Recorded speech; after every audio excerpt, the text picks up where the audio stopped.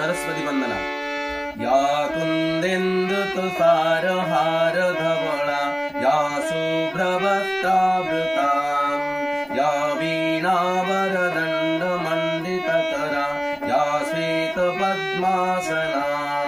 या ब्रह्माच्युतशङ्करा प्रभृतिभिः देवी सदा वन्दिता श्यामां पातु सरस्वती भगवती निःशेषजाड्यापहां